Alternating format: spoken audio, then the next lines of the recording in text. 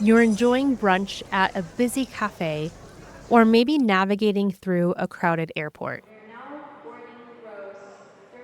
Amidst the noise, your dog is by your side, not just lying down, but truly relaxed. Soft eyes, loose muscles, and steady breathing. They're not just appearing to be behaved, but they're actually at ease. And here's the thing, even for really well-behaved dogs, this is a skill that you have to teach. And it's one of the most powerful skills a service dog, a therapy dog, or honestly, any pet dog that goes out in public with you should develop. This is because true relaxation isn't about controlling your dog's behavior. It's about helping them regulate their nervous system so they can feel safe, comfortable, and grounded no matter where they are. In this episode, I'm going to walk you through a simple, science-based training protocol that can help your dog learn to settle emotionally and physically. Whether you're raising a service dog or just want to make vet visits, travel, or going out to eat with your dog feel a little less chaotic, this one's for you. Before we dive in though, I first want to say welcome back to the Collab Dog Training Podcast, where we believe the most successful service dog teams train through collaboration, not control. My name is Lisa. I'm a certified professional dog trainer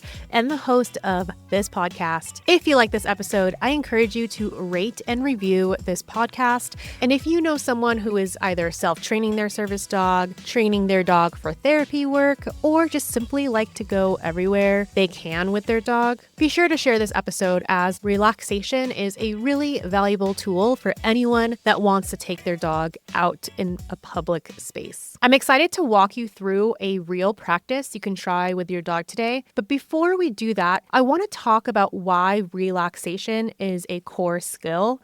This matters so much because 99% of the behavior cases I see, they don't know how to regulate their emotions. An example of this would be when your dog barks, lunges, can't settle, or seems what a lot of people will label as quote unquote stubborn. What's really happening underneath is a dysregulated nervous system. Whether that's fear or eustress or excitement, both of these would be considered dysregulated nervous systems. And when dogs get overstimulated, their sympathetic nervous system will kick in and cortisol and adrenaline spike, their heart rate rises, and they may even shift into fight or flight mode. They're not necessarily trying to ignore you, they're just feeling overwhelmed.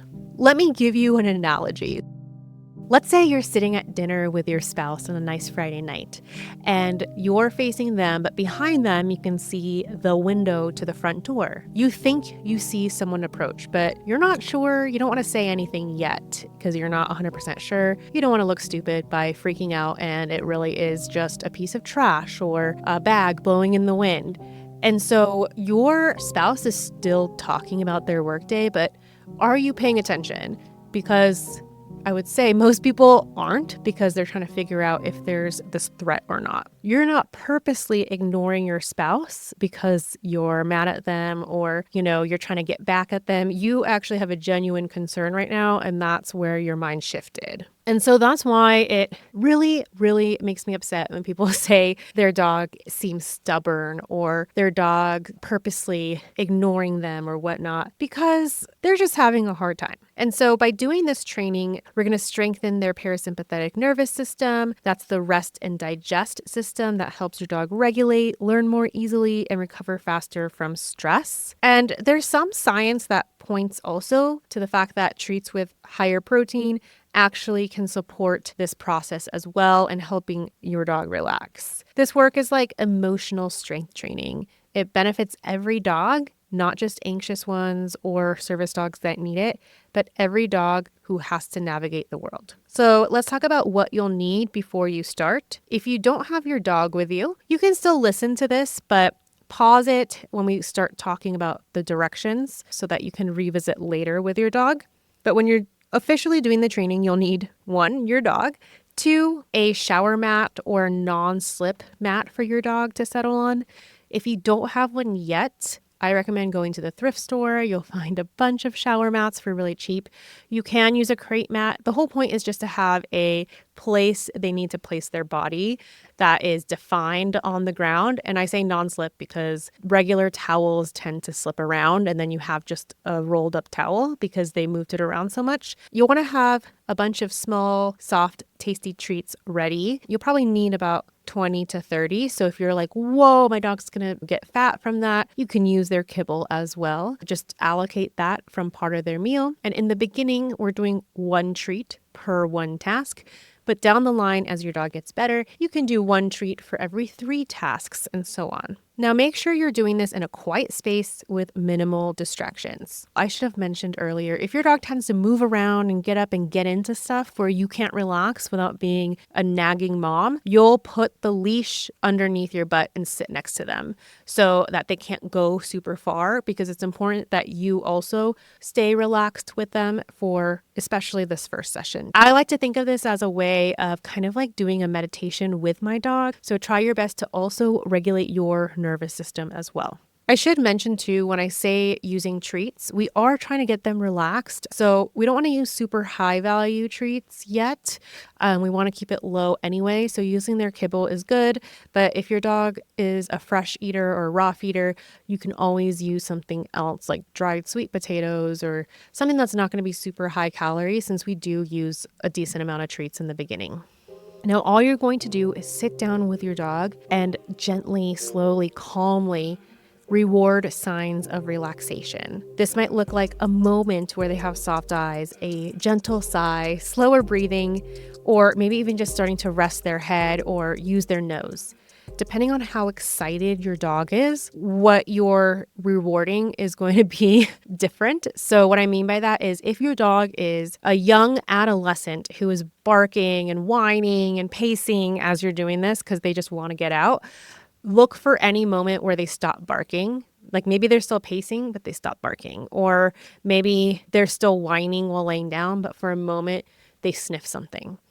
You want to reward that, so you're slowly inching towards that relaxed state of mind. Now, this is another reason why having a shower mat is so important for this training.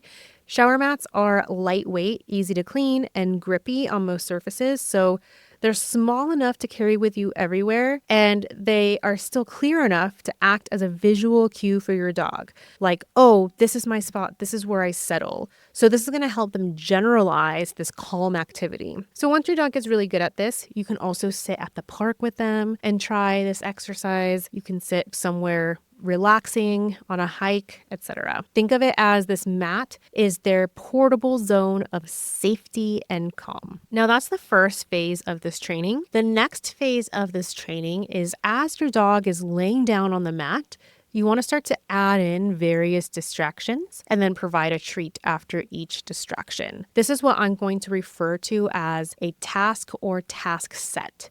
So in my course, the Settle series that I'm currently creating, I have a variety of task sets at different levels for various different activities. So the first series is going to be for at home. It's going to be the easiest. And then the second series is adding in distractions that are related to the airport. So a Settle series that is designed to help your dog relax with various airport activities. From there, we have the going out to eat series, the school series that's coming. So that's all going to be part of that Settle series course.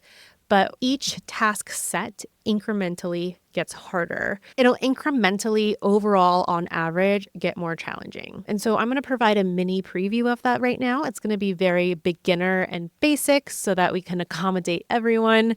And there is a little bit of a prerequisite, which is like being able to hold a downstay for a few seconds and with some mild distractions. If your dog isn't there yet, you'll need to work on that previous exercise, which is all about reinforcing those calmer behaviors. Okay, so let's go ahead and ask your dog to lie down on the mat. They can sit if they're very excitable, but preferably lie down on the mat. From there, wait 3 seconds, and then give your dog a treat. Take one slow step backwards. return, give your dog a treat, lightly clap one time, give your dog a treat, take a glance at your phone, then look back at your dog, give your dog a treat, and then say free or all done and toss a treat away to reset.